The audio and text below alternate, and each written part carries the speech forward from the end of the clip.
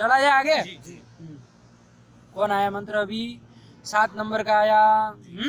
चलिए, तो मंत्र आया क्या? उपत्वाग्ने दिवे दिवे दोषावस्तर धिया वयम नमो भरंत एमसी है। उपत्वाग्ने दिवे दिवे दोषावस्तर धिया वयम नमो भरंत एमसी, ये मंत्र है, ठीक है ना? एक बार आप लोग बोल लीजिए फिर। उपत्वाग्ने दिवे दिवे दोषावस्तर धिया वयम नमो भरंत एमसी। एमसी है ना? तो इसमें क्या कह रहा भगवती श्रुति, क्या कहना चाह रही है, स्तुति क्या की जा रही है, इसको समझा जाए, है ना? तो इसमें स्तुति ये कर रहे हैं कि हे अग्नि, हम आपके पास आ रहे हैं। ये स्तुति हो रही है क्या? हम आपके पास आ रहे हैं। कैसे आ रही है, क्या आ रही है, वो सब बताएंगे, ठीक है ना? लेकिन मुख्य रूप से यही बात बतानी है कि ये अग्नि हम आपके पास आ रहे हैं, आपके समीप आ रहे हैं, है ना? आपके सानिध्य में आ रहे हैं। कैसे आ रहे हैं तो उसको देखेंगे। तो देखो इसलिए लिखा क्या? ए मसी, क्या लिखा है? ए मसी में आ ई मसी ऐसा था, आ ई मसी। जैसे वहां आ वक्षति आया था ना, वैसे यहाँ आ ई मसी। आ ई मसी मतलब आगच्छामः, लिख लीजिए इसको। एमसी, आप एमसी का भी बराबर करके आगच्छामः लिख सकते हैं, ठीक है ना? एमसी मतलब आगच्छामः, है ना? आगच्छामः मतलब आ रहे हैं। कौन? वयम, वयम आगच्छामः, है ना? हम लोग आ रहे हैं। कहाँ आ रहे हैं? तो कहा कि त्वा, उपत्वा, शुरुआत में ही लिखा उपत्वा।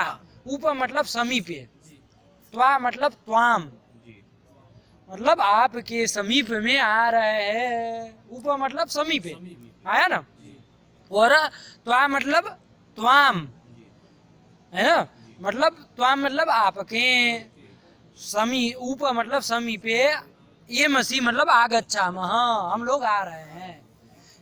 ये अग्नि, अग्नि संबोधन है आगे, उपत्वा के आगे क्या है? अग्नि संबोधन है।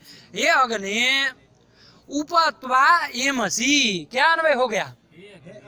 उपत्वा एमसी, मतलब हे अग्नि, हे अग्नि, उप मतलब समीपे, त्वा मतलब त्वाम मतलब तुम्हारे समीप में, एमसी मतलब आगच्छामः, हम लोग आ रहे हैं। ठीक हुआ? चलिए, कैसे आ रहे हैं? वयम भी आ रहे हैं। वयम पद मिल रहा है कहीं, दिख रहा है? वयम तो आगच्छामः का करता है ना? कौन आ रहा है? तो वयम आगच्छामः, हम लोग आ रहे हैं।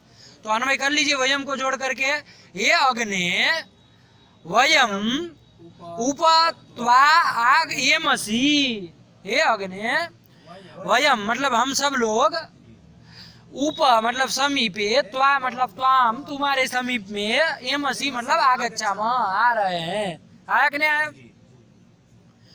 क्या करते हुए, कि कैसे आ रहे हैं भाई? आगे मतलब पैदल जा रहे हैं क्या?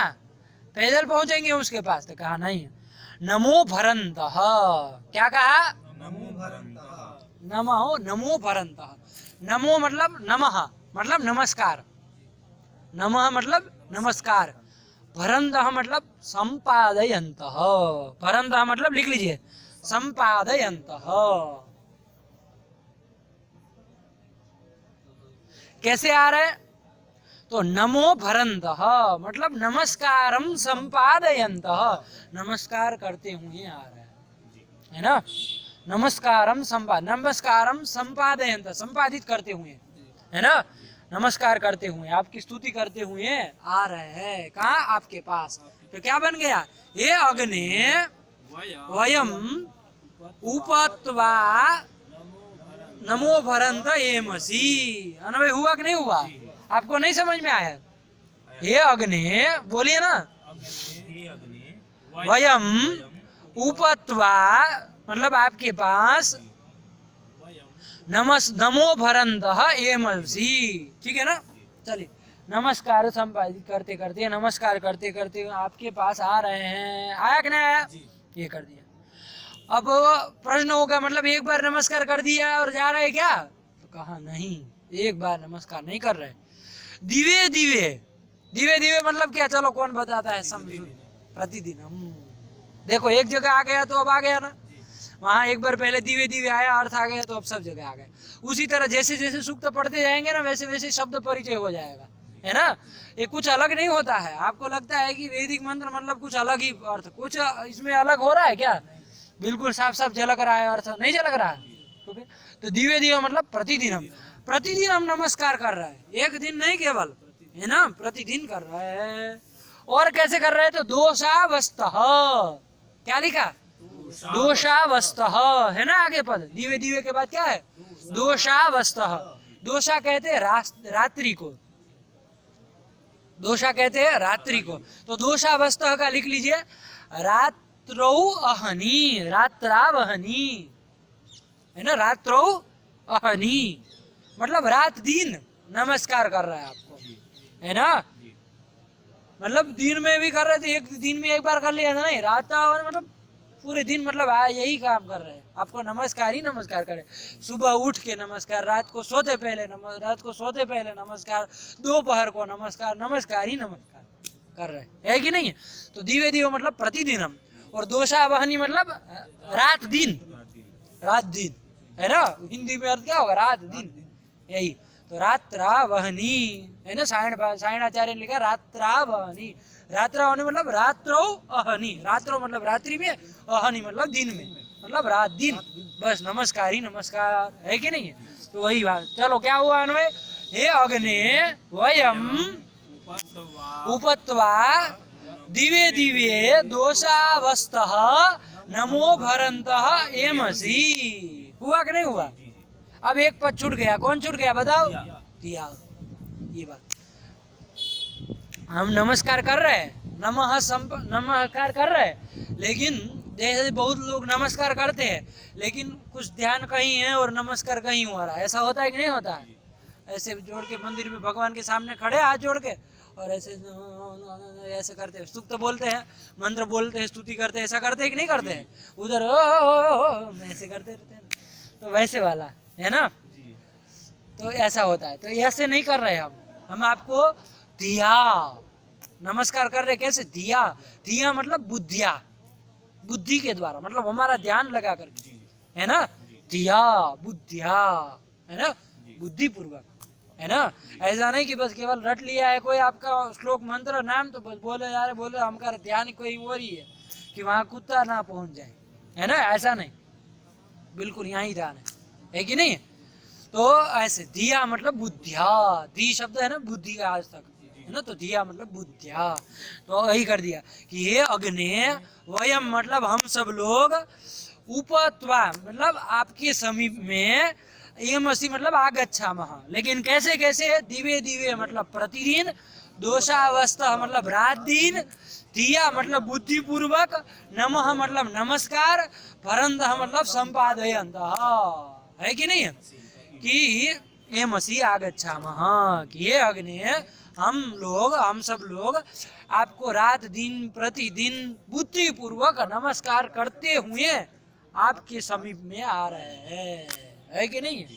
तो हमको स्वीकार करिएगा, हमको कुछ फल दीजिएगा, यही कुछ भावना होगी, है कि नहीं? लेकिन मंत्र का अर्थ समझ में आया कि नहीं आया? हाँ, पढ़ लो मंत्र। उपत्वाग्ने, दोषावस्तः अलग है, दिया अलग पद है, ठीक है ना, वयम। लेकिन आप लोग क्योंकि वो रेफ वगैरह किया तो वैसे ही बोलिए, लेकिन समझाने के लिए कह रहा हूँ, ठीक है ना। इसमें देखिए विशेष शब्द लिख दिया, दोषावस्था मतलब रात्रावहनी, हिंदी में बता दिया रात दिन, दिया मतलब बुद्धिया, है ना। फिर भरन्तः मतलब संपादयन्तः, त्वा मतलब त्वाम, है ना, मतलब आपके, इमसी मतलब आगच्छामः, ये सब आ गया ना, यही विशेष शब्द है और कुछ नहीं। चलिए आगे बढ़ा जाए। चलिए अब कितने मंत्र हो गए? 7 हो गए, बस अब 2 ही बचे हैं, छोटे छोटे है, कुछ नहीं, सरल है। चलिए अब देखिए, ये मंत्र जो है ना 8वां मंत्र, उसका पूर्व मंत्र के साथ संबंध है। पूर्व मंत्र में हमने क्या कहा था? हम लोगों ने कहा कि हे अग्ने उपत्वा एमसि, मतलब हम आपके पास आ रहे हैं। कैसे आ रहे हैं वो सब चीजें वहां बताई, नमस्कार करते हुए ये सब कहा। उपत्वा एमसि, ये मुख्य वाक्य था ना। उप मतलब समीपे, त्वा मतलब त्वाम, मतलब आपके समीप में आ रहे हैं, ये कहा था ना। अब वहां त्वाम आया था ना, त्वाम मतलब त्वाम बताया ना, जी वो त्वाम मतलब आप कैसे है तो उसके ही विशेषण है सब यहाँ। वहां त्वाम द्वितीय विभक्ति अंत था ना, यहाँ सब द्वितीय विभक्ति अंत उसके विशेषण दिए जा रहे हैं। आप कैसे है ना, हे अग्नि आप कैसे है कि जिसके पास हम आ रहे हैं, आपके पास हम आ रहे हैं, लेकिन आप कैसे है तो उसको इस मंत्र में बताया। तो पूर्व मंत्र के साथ संबंध है कि नहीं है, तो वही कह रहे हैं आप कैसे है। तो त्वाम आगच्छामः था ना, मतलब आपके पास आ रहे हैं। कैसे है आप, तो राजंतम त्वाम, है ना, आप कैसे है राजंतम, है ना, रात्रि दीप्तो धातु है ना, तो राजंतम मतलब आप कैसे है, दीप्तिमान है, कैसे है, दीप्तिमान है ना, दीप्यमानम, राजंतम मतलब दीप्यमानम मतलब जो प्रकाशमान है ना, जो प्रकाश, तो अग्नि प्रकाशमान है ना, उसके अलावा कौन प्रकाशमान है जी, उसके जैसा तो कोई प्रकाशमान और है ही नहीं, है कि नहीं। तो राजंतम त्वाम, है ना, आपके पास आ रहे हैं, आप कैसे है, तो राजंतम त्वाम, है ना, मतलब आप राजंतम मतलब दीप्यमानम, प्रकाशमानम, प्रकाशमान है, दीप्यमान है, आंख ने है, ये कर दिया। तो राजंतम त्वाम आगच्छामः, पूर्व मंत्र के साथ जोड़ते रहना है, ठीक है ना, फिर दोनों मंत्रों का कराऊंगा, देखते हैं कौन बोलता है फिर। तो राजंतम त्वाम आगच्छामः, है ना, और कैसे है आप, तो अध्वराणाम गोपाम, है ना, अध्वराणाम मतलब यज्ञानाम, अध्वर हमारा अभी आया था ना, अध्वर मतलब किसको, यज्ञ को कहते हैं, यज्ञ के विशेषण था ना, अध्वराणाम मतलब यज्ञानाम, गोपाम, गोपा किसको कहते हैं, रक्षकम, गोपा, गोप मतलब रक्षण करने वाला, उसी को कहते हैं ना। तो अध्वराणाम गोपाम, अध्वर मतलब याग, यज्ञानाम गोपाम मतलब रक्षकम, है ना, यज्ञ की रक्षा करने वाले हैं आप, कैसे हैं आप, यज्ञ की रक्षा करने वाले आप हैं। क्या विशेषण आया, ओ पंडित जी क्या बोले, अध्वराणाम गोपाम, अध्वराणाम मतलब यज्ञानाम, गोपाम ये द्वितीय का है, गोपाम मतलब रक्षकम, रक्षकम, गोपा मतलब यागों के आप रक्षक है। अभी अभी स्तुति की थी ना पूर्व के मंत्रों में कि आप याग की रक्षा, तो वही विशेषण दे रहे हैं कि अध्वराणाम गोपाम मतलब याग के, यज्ञों के आप क्या है, रक्षक है, आप रक्षा करते हैं, आज्ञा है, तो वही कहा। और कैसे है आप, आगे बढ़ो, ऋतस्य, मृतस्य नहीं, गोपाम उधर चला गया, ऋतस्य दीदिविम, ऋतस्य दीदिविम, है ना। कितने विशेषण देख लिए हम लोगों ने यहाँ, एक तो राजंतम मतलब दीप्यमानम, फिर आया अध्वराणाम गोपा मतलब यज्ञानाम रक्षकम, अध्वराणाम मतलब यज्ञानाम, गोपा मतलब रक्षकम, तो यज्ञानाम रक्षकम। और कैसे है आप, ऋतस्य दीदिविम, ऋतस्य दीदिविम, ऋत, ऋत किसको कहते हैं, सत्य को, ऋत मतलब सत्य, तो ऋतस्य मतलब सत्यस्य, दीदिविम ऋतस्य मतलब सत्यस्य, लिख लीजिए, ऋतस्य मतलब सत्यस्य, है ना। दीदिविम, दीदिविम मतलब, दीदिविम मतलब बार बार दिखाने वाले, है ना। पौनः पुण्येन द्योतकम, दीदिविम लिख लीजिए, दीदिविम मतलब सायणाचार्य ने लिखा, क्या लिखा, पौनः पुण्येन द्योतकम, दीदिविम मतलब पौनः पुण्येन द्योतकम, है ना। तो पौनः पुण्येन द्योतकम बार बार दिखाने वाले हैं, किसको दिखाने वाले हैं, ऋतस्य दीदिविम, ऋतस्य मतलब सत्यस्य, सत्य को। अब आप कहेंगे ये क्या, सत्य को दिखाने वाले हैं, बार बार दिखाने वाले, इसका क्या मतलब होता है ना, ऋतस्य दीदिविम, इसको पढ़ लीजिए, राजंतम अध्वराणाम गोपाम ऋतस्य दीदिविम।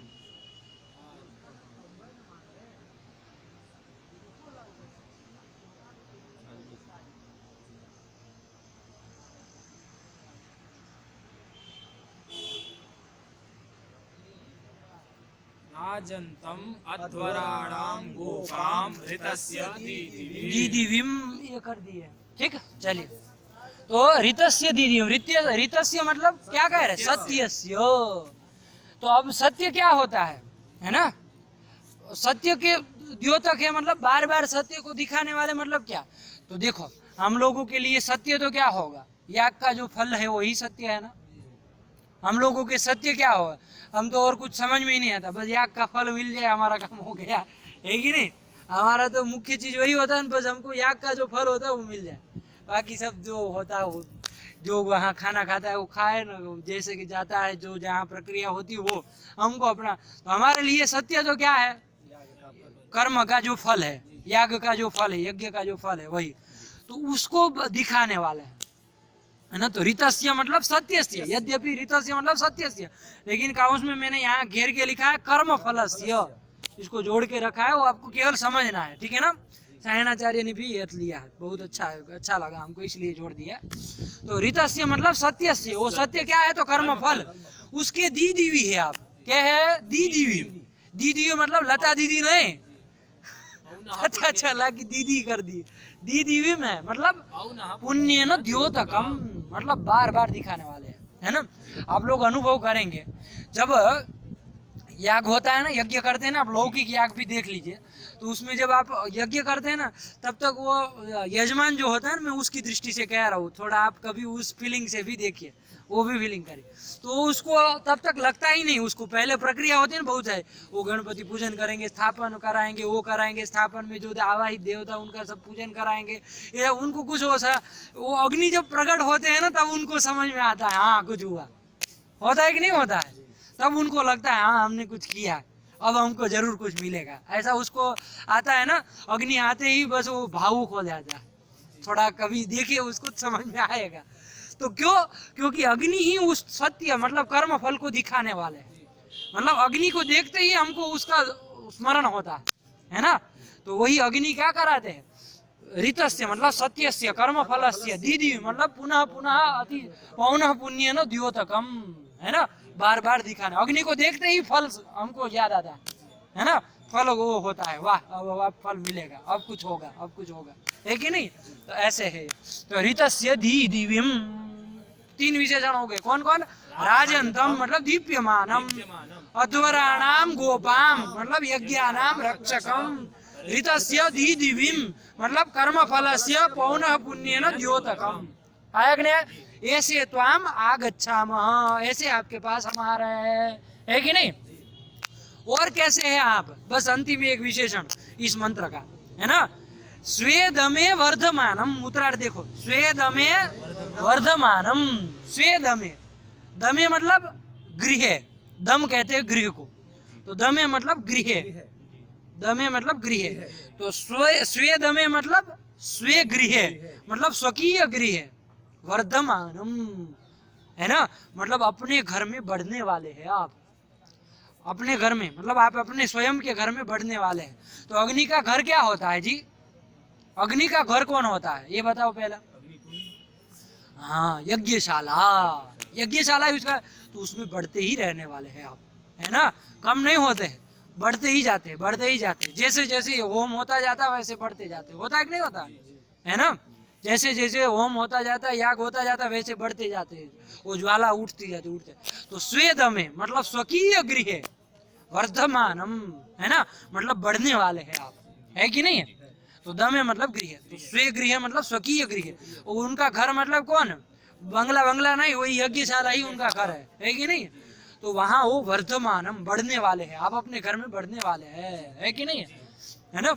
जैसे आजकल लोग घर में रहते रहते डिप्रेशन में आ जाते हैं, है कि नहीं है, तो वैसे डिप्रेशन में नहीं आते हैं, बढ़ते हैं, घर में रहते हैं तो बढ़ते हैं, है कि नहीं है। तो ये सब सीखना चाहिए ना इनके, है कि नहीं, घर में रहते रहते डिप्रेशन में नहीं आना चाहिए, बढ़ना चाहिए, कुछ ना कुछ करते रहना। चलिए तो यही है, तो क्या कर दिया, ये चार विशेषण दिए, क्या क्या, राजंतम मतलब दीप्यमानम, अध्वराणाम गोपाम, यज्ञानाम रक्षकम, ऋतस्य दीदिविम मतलब कर्म फलस्य पुण्येन द्योतकम, स्वेदमे मतलब स्वकीय गृह, वर्धमानम बढ़ने वाले हैं आप, है ना, वृद्धि प्राप्त करने वाले हैं। आया कि नहीं आया, यही कर दिया, तो ये कर दिया, लगा ना समझ में। ऐसे त्वाम आगच्छामः, पूर्व मंत्र के साथ अन्वय हो जाए, ऐसे जो आप है उसके पास हम रोज रात दिन प्रतिदिन नमस्कार करते हुए आपके पास आ रहे हैं, बुद्धि पूर्वक नमस्कार करते हुए आपके पास आ रहे हैं, ये कर दिया। हो गया दोनों मंत्र का साफ साफ, आगे बढ़ा जाए। एक बार मंत्र बोल लीजिए तो आगे बढ़े। अब देखो, राजंतम अध्वराणाम गोपाम ऋतस्य दीदिवीम वर्धमानम स्वेद में, है ना, अर्थ समझ में आ रहा है ना बोलते समय। चलिए अंतिम मंत्र हो गया, 8 मंत्र हो गए। अब अंतिम मंत्र है ये इस सूक्त का, अग्नि सूक्त का। चलिए इसको भी देख लिया जाए। चलिए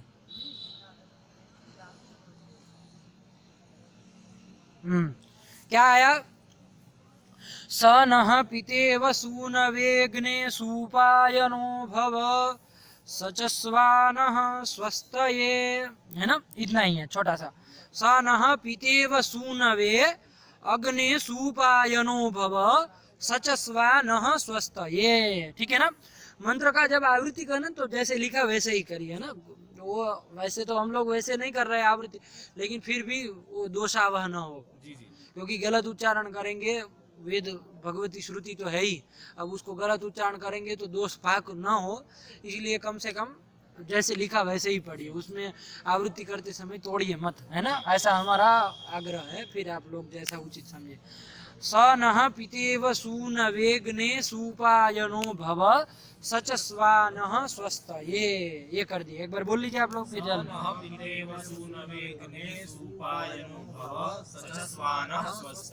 हाँ ये कर दिया है ना, क्या किया है एक बार बोल लो सही से।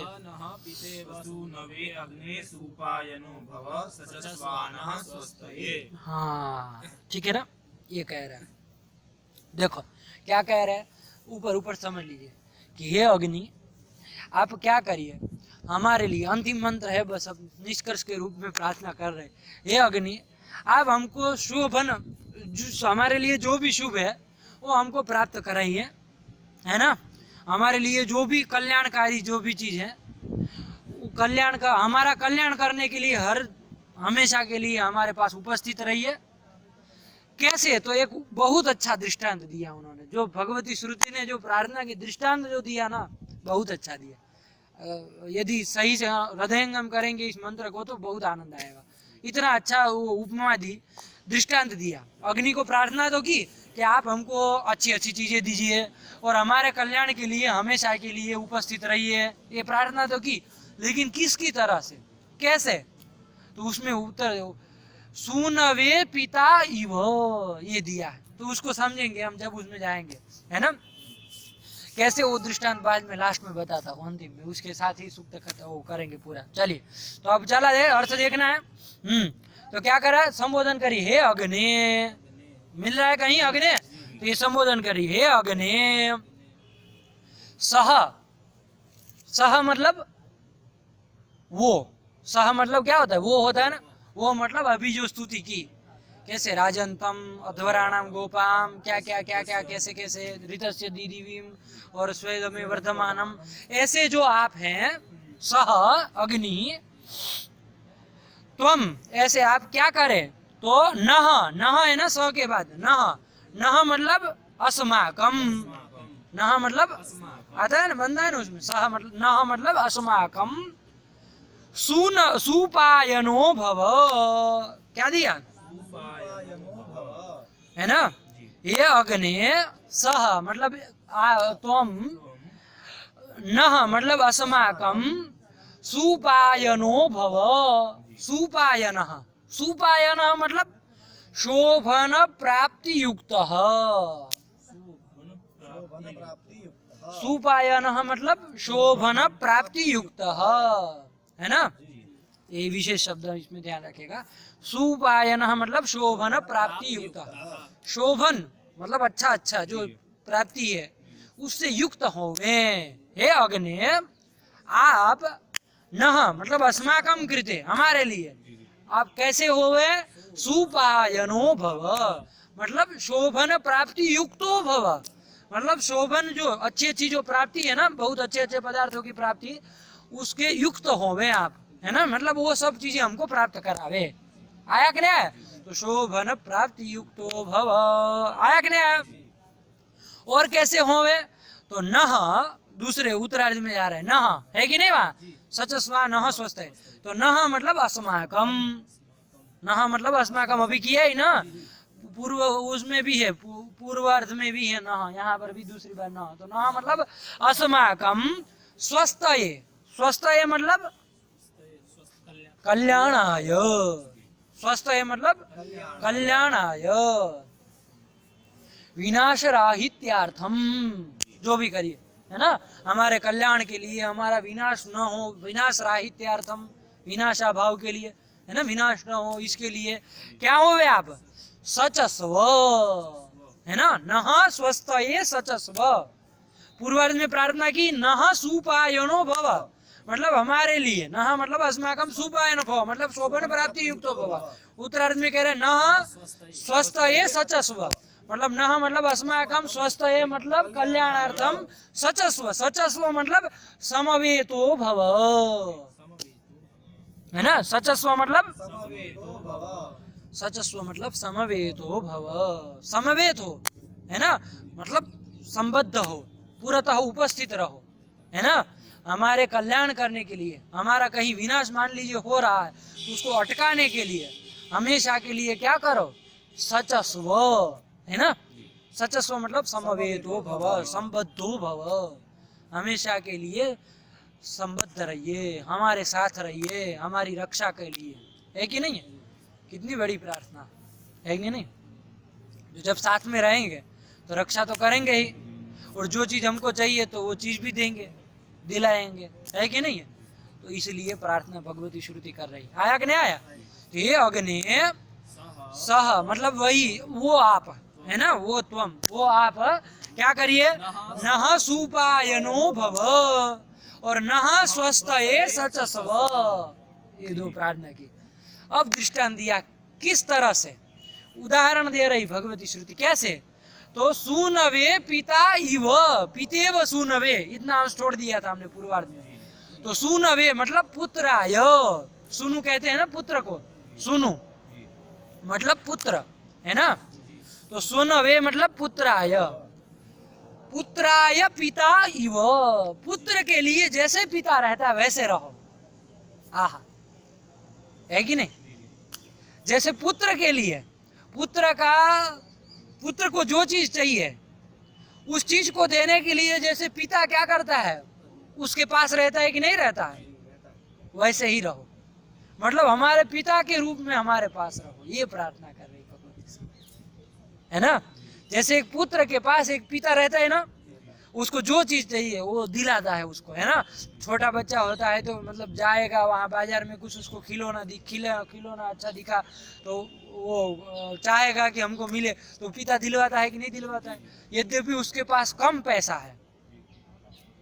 है उसके पास, लेकिन फिर भी जी तोड़ करके जैसे भी हो दिलाता है कि नहीं दिलाता है, कि भाई नहीं हमारे पुत्र को उसके जो चाहिए वो चीज मिले। तो जैसे वो पिता सूनवे इव मतलब सूनवे पिता इव, इव मतलब उसकी तरह, कहते हैं ना चंद्र इव मुखम, तो इव मतलब सदृश, पिता के सदृश। सूनवे पिता इव, पुत्राय पिता इव, जैसे पुत्र के लिए पिता हमेशा उसके साथ संबद्ध रहता है, उसके लिए उपस्थित रहता है, उसी तरह तुम भी हमारे शोभन प्राप्ति युक्तो भव और नः स्वस्थये सचस्व, हमारे कल्याण के लिए सचस्व समवेतो भव। जैसे पिता अपने पुत्र के लिए, उसके कल्याण करने के लिए क्या होता है, संबद्ध रहता है, हमेशा उसके पुत्र के पास उपस्थित रहता है ना, शारीरिक मानसिक जिस तरह से हो सके वैसे। उसी प्रकार तुम भी एक पिता जैसे अपने पुत्र के पास रहता है, उसी तरह आप भी मेरे पास रहिए, मुझे पुत्र समझ करके हे अग्ने आप भी मेरे लिए समवेतो भव, ये प्रार्थना कर रहे हैं भगवत श्रुति। समझ में आया? बोल लीजिए, हे अग्ने सह त्वं नः सुपायनो भव नः स्वस्थये सचस्व। किस तरह से? सूनवे पिता इव, है ना, पुत्राय पिता इव।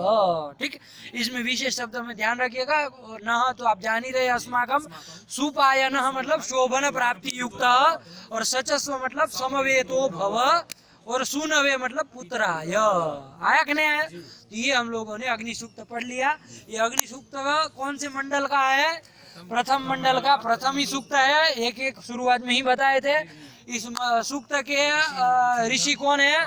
मधुच्छंदा, जो कि विश्वामित्र के पुत्र है, ये सब बता दिए। और देवता अग्नि है। देवता कौन है इसके? देखे 9 मंत्रों में किसकी स्तुति की गई? अग्नि की। अग्नि देवता की स्तुति। तो इस जो स्तुति होता है, जिस सूक्त के द्वारा जो स्तुति होता है वही उसका देवता होता है कि नहीं? है ना?